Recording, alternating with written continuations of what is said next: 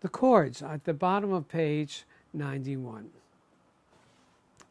We're learning actually 3 different chord forms. We know our G7 chord. The chord that we're learning now is called G7 sus4. It also could be called G11. It also could be called G7 sus C, which is the 4th degree. What you do is that you play this G7. Sus4 means that we're taking the 4th note of the scale.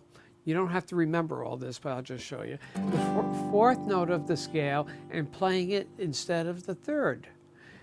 The 3rd is B. We're going to play C. So here we go.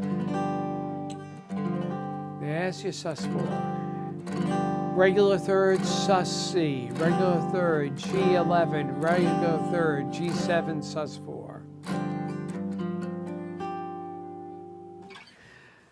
So think of your regular dominant 7th chord with root 6, and then put your 4th finger down on the 3rd string, and you get a sus4. The next chord is from this D7. You know, the C7, the D7. In order to make it a minor 7, we're going to flatten our 1st finger to include the 4th string. The root is the 2nd string, and the 5th of the chord is in the bass. Look at the number of D minor 7s we know. We know this D minor 7. We know this D minor 7. We know this D minor 7. And we know this D minor 7. This is root 2. 5th is in the bass. And it's important to have the 5th in the bass and include it because our next chord is D minor 7 flat 5. So what do? We flat the 5th. To flat a note, we go back toward the head of the guitar, 1 fret. There's D minor 7 flat 5. D minor 7, D minor 7 flat 5. E minor 7, E minor 7 flat 5. So let me just show you these chords in this exercise. C major 7, right? G7 sus, G7. E minor 7 in the 5th fret. That means we're going to play the one with the root on 2nd.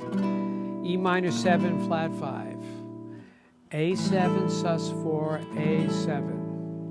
3rd fret, D minor 7. D minor 7 flat 5. G7 sus C means G7 sus4. G7, C major 7, D flat 9. D9 6. Here it is in tempo. 1, 2, 3, 4. Sus4. 5th fret now. Flat 5. A7 sus4. D minor 7, 5th in the bass. Flat 5. G7 sus4. G7. C major 7.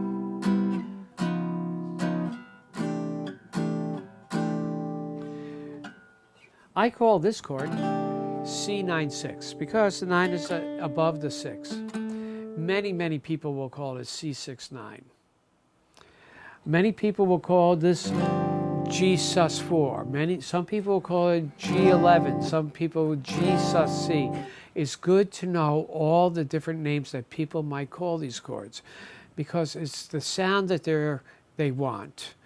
And you should be able to recognize what they really want by being open to different ways of calling these chords and naming them so that you have a repertoire of names for these chords and you're always prepared to play them.